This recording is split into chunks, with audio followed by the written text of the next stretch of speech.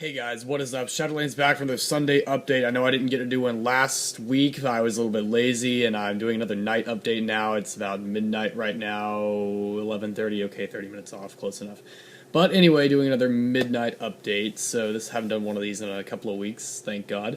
But so first of all, I want to say hi to all of my new subscribers. I've got about 100 of you guys in the past week, so that's quite a big number. For any of you who haven't seen an update before, I usually do live updates like this on Sundays, so want to get that out of the way first. I usually talk about stuff to do with combat arms and other stuff as well. They tend to be longer videos. These can be 15 to 20 minutes long, but they usually have some pretty good content with them and stuff that you might just find interesting. So without any further ado, let's go ahead and jump into today's crap. First of all, you guys may have noticed I kind of altered my chair. Like, I used to be like right over there, and I was like aimed like that, so my desk was like that. And I put it in the corner now, so like that's a corner right behind me there. That's a corner of a wall, that's a window, and this is indeed a bookshelf. So yeah, the bookshelf that I normally have behind me is right there. So I just did a little bit of rotating. But now for the real update. So first of all, not to do with combat arms, I have become addicted to Pokemon Y. I had some exams I had to go through first, and I told myself I'm not going to get the new Pokemon game until I get through my exams, because then I know I'm going to have absolutely no life after I buy that. And oh my god, I was right. I was expecting Pokemon Y to actually suck a lot, because I was really not into the whole 3D thing. I think Pokemon should be 2D. I'm an OG Pokemon fan, so that's why I was really into that. So I was not too happy about the original 3D Pokemon stuff.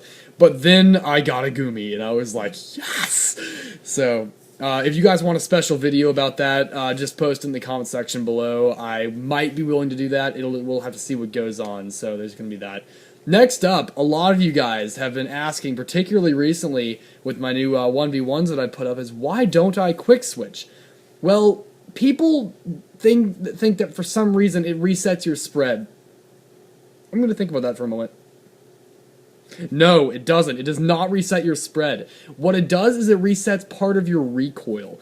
It's a very different thing. Recoil and spread are directly correlated, but they are different things. Spread is how big your stuff is on the screen. That's how big that is. What your recoil is how much you've already jumped up and how much you will jump up per shot. Because let's say you have an assault rifle. The first shot you'll jump this, then this, and this, and it'll get bigger. Your jumps will get bigger exponentially. Now, if you want to test that, the M4A1 series is a great way to do that. If you just spray with it, you're going to have a lot of bullets bouncing back and forth, and they will jump faster and faster and faster. So if you want to test this yourself and why quick switching doesn't actually do what you think it does with snipers, get yourself an M107, something that stays in scope. Now fire the gun, and then switch to another assault rifle or any other gun with a scope, and scope in very quickly. Fire your M107 and go into scope. But you have to fire your M107 from in scope. So go into scope with an M107, fire, quickly switch into another gun, open the scope, probably not a sniper's. Sniper's usually not a good idea. And you will still see the spread settling down. That is proof that your spread is still fully large. And if you want to test that another way, it doesn't fully reset your spread because your shot will not be within the range of accuracy that the stat for the gun says it is. Perfect example. If you use an M107 or a gun that has a very large spread, the WA 2000 typically has a pretty big spread. The TPG-1 Pro has a pretty big spread, although a relatively fast recovery. TRG is there's another one with a pretty big spread.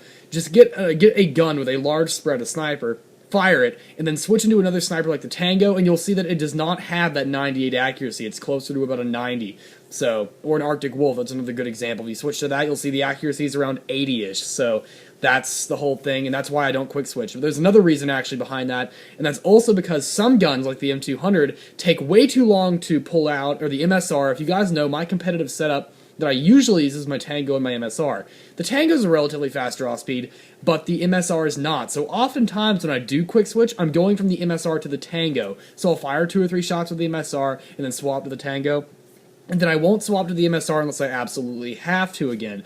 Reason being is because when you switch, part of the thing that does help is that you can fire faster, you can get more shots off if you switch to a gun that doesn't have too long of a draw speed. The L9s are a great example of this. That's why when you use L9s, and when I use L9s, I tend to quick switch a lot, because it does have a full recoil reset. The draw speed is just long enough that it allows the recoil to fully settle down. Doesn't have the highest recoil in the world like the M107 does. And also the draw speed is fast enough that you can have enough time to get the shot on more accurately. So that's why quick switching with an L9 is a good idea. But if you have a gun like an M200 or a ZVI Falcon, I don't really know why you would use that. Kira seems to love that weapon, so I thought I'd bring it up to make him happy. But if you have a gun with a long draw speed, like I typically use, the MSR is a very, very long draw speed for an NX rare sniper around that area. So that's why I typically don't quick switch. So if any of you guys have still been wondering that, there's your explanation for 2 reasons why I don't quick switch. But it really does depend on the weapons I use. If I actually have any other kind of weapon, I might actually quick switch. If you watch a game where I use my Holiday Wolf and L11, or some other combination of L9s and L11 variants, I probably am quick switching. I'm not saying I am, but I probably am. So just that. Next up, how I play combat arms. This is actually a series of questions I got asked by various people of you, my viewers. So thought I might answer a few of these. What guns do I typically use? I have a very, very specific setup that I love using, and it usually revolves around some sort of assault rifle with low recoil but very good tap fire, like the SG556 Mark II. I love using that weapon. I try to stay away from the G36E family because I really think it's a great gun. I wouldn't go so far as to call it overpowered by today's standards, but I don't like using it very much. It's a great gun, don't get me wrong. I just don't like it. It's not fun. The M14 SE is tons of fun to use, and I like using weapons most people don't use. I use the M4A1 CQBR, not the SOP mod. I don't find using all those OP weapons that very fun. I like using snipers. That's why you'll usually see me either run with 2 snipers or at least 1. I usually have 2 setups, a sniper and then an SMG, a shotgun, or a assault rifle, or I'll run with 2 snipers. It's my typical setup. Or, very rarely, I've been doing this more often recently, is I'll run with 2 GP SMGs, ones that usually require more shots to kill, like 2 Uzis or 2 Mac 11s, things that aren't exactly high-powered SMGs. So I find that more fun to use, and it requires a little more tactical thinking since you have to get close to your opponent to be able to take them out, and snipers are a big thing in this game, so that's easier said than done. And also, it takes quite a few shots to kill. And I just think that really is more fun to play with because it adds a risk to the game that isn't normally there unless that's your typical playstyle. And I guess it is for a few people. Kill a swag for sure. Next up, what maps do I play? Oil Rig, Kill Creek, Junk Flea, for 1v1s anyway. I don't like doing anything outside of a 1v1. I love Power Surge. I love Short Fuse, even though I don't really play it much recently. Warhead's fun when I see a game of it, and I love the new map Water Strider after I've started playing it. I know I'm completely contradicting what I used to say about it. I still don't like the overall design of the map, but I'm finding myself playing it a lot because flanking is really easy, and I love flanking with double barrels and things like that. But for competitive matches, I still hate the map. It's not good for competitive matches. I don't like it for that. I will never fight a clan war on that map. And I really don't like the way it's laid out. But I have been playing it more recently, and I love doing for flanking and elim. But that's about the only reason I love the map. That's about it. So it's kind of a love-hate relationship. So part of what I said before is still true, but part of it I'm kind of being a hypocrite on now. Just take it for what you will.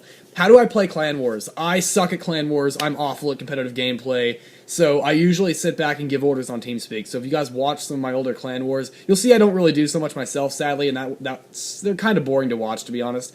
But I do give a lot of orders, and I usually make up the plans. I'm our team tactician, and that's about it.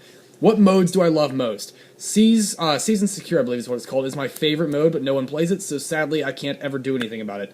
And second most favorite, if you exclude Elim, because I do like Elim a lot, I really like Elim Pro, and I really like CTF on Kill Creek, but if I had to pick one mode, it would be Cabin Fever. I love Cabin Fever. It was the most played mode I had when I started playing Combat Arms back in late 2008, so that's just been a thing for me. It's one of the reasons I really started playing Combat Arms, but my favorite overall mode is Season Secure. Next up, EMOD ethics.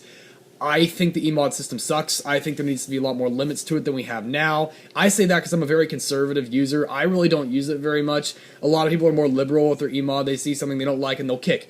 I am really against kicking, and I won't usually kick unless I honestly think it's a hacker. I don't like using my EMOD. I just leave it on for, rarity situations. But if you play in a game with me, you're probably not going to get kicked unless you're harassing someone. Most of my kicks are for harassment, not for actually anything else. And most people don't disagree with that. But that's why I don't usually even host my own rooms. I just join rooms. Do I care about KDR? No. I'm not even going to explain that. I don't care about KDR. It's not even accurate anymore.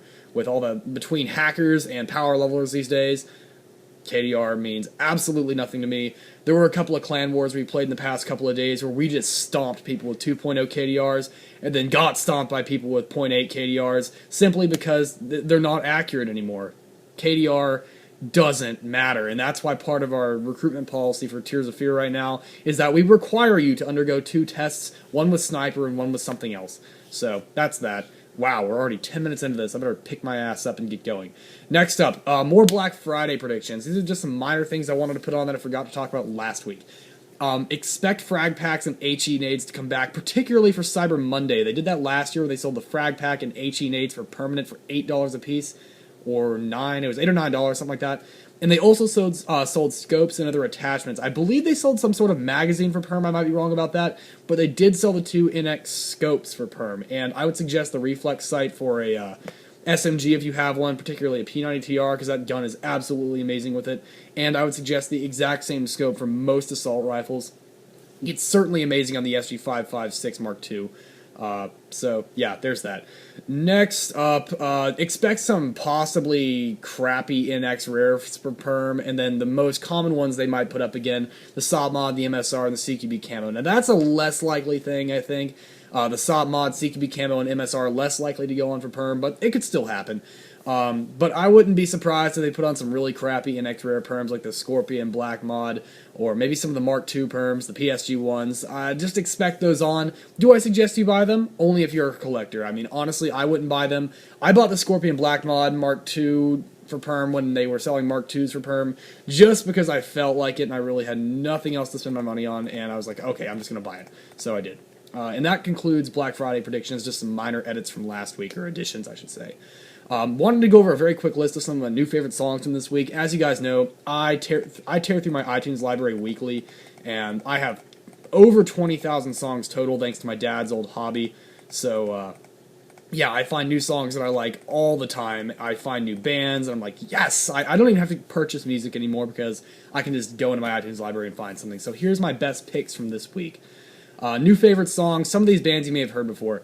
Electric Eye by Judas Priest takes #1 this week. That is my favorite song this week. I've listened to that probably 50 or 60 times already. Next up is by Godsmack, I Stand Alone. It's one of the only songs by them I actually like. I'm not a big fan of Godsmack, but I love their song I Stand Alone. Next up is actually my second favorite for the week. I Stand Alone is like third or fourth. Eon by Cell Dweller. They're actually mostly well known for doing movie soundtracks, not actually for YouTube series soundtracks, not really so much actual songs, and most of them don't have lyrics. Birthright is what they're most famous for, and the Beta series. That's what they're mostly well known for, but Birthright is their big song. Birthright, it's called Birthright 1.0, but the best version of that song, I believe, is actually Birthright, the deluxe edition. You can find it on YouTube, just search it up. But Eon is the new song that I found by them this past week, which I didn't have in my iTunes library. I just found it on YouTube and downloaded it, but great song. Eon, spelled E-O-N, I believe, yeah, just E-O-N. Next up is a song you guys probably know, but I actually forgot the artist, sadly. Before I Forget. Now, I actually heard a Nightcore of this, and then I went and looked it up, and I liked the original way better than Nightcore, which is rare for me, because I usually actually like Nightcore more than the regular. Next up is by Vulgar Display of Bass. Now, I don't know if that's the artist or the album. It's one of the two, but the song is called Bring Back the Glory. Love that song. Great to listen to while I'm playing Call of Duty or something. Love it. Really great. Very, very heavy on the bass, as you may have guessed. Next up is another song by Dragon Force. I have every one of Dragon Force's songs now. Love that band. I know I've mentioned it like 30 times in the past couple of videos, but Dragon Force is awesome. Found another one of their hit songs in the same album as... it's called Inhuman Rampage is the album, but damn it. Through the Fire and the Flames. Revolution Death Squad. Love that song. I got recommended it by a friend a while back, but I was too lazy to go listen to it, and I regret not going back and listening to it earlier. Finally is Antivist by Bring Me the Horizon. Now, I suggest you don't watch this or listen to this song if you're, like, not into the whole explicit stuff. This is possibly the most offensive song I've ever heard, but it is awesome for playing Call of Duty 2 because it makes you feel like you're a complete badass while playing, which is awesome, but it is a very offensive song, so if you're not into that kind of stuff, stick away from it. It is very heavy metal, lots of screamos, so if you're not into that, stick away from it. The last thing I wanted to go over to conclude this update, my time marker says 15 minutes here coming up, so that's going to be a minute. Sign petitions about YouTube's new interface to remove it. No one likes the new commenting system. I support the taking down of it. They can drop a nuke on the new commenting system for all I care, but the best site to do it is called change.org. Change.org, and there is a petition by a guy, I forget the second part of his username, but it's by Joe. Just search YouTube comment petition Joe, and it will come up. It's got over 50,000 votes already. It needs like 55,000, 60,000, so it's almost there. In fact, it might be there already by the time this video goes up. But I suggest you all sign it because it does allow you to go over the limit, and if it goes a certain amount over the limit, it gets like extra funding or something like that if he's signed up for it. He probably is if he has to get that many votes. So that would be awesome, and I would love it if you guys would go and sign that. Change.org. That's about it for this week, guys. Thank you for watching. Please rate, comment, subscribe, and I will see you guys in next week's Sunday update. Shadowlance out.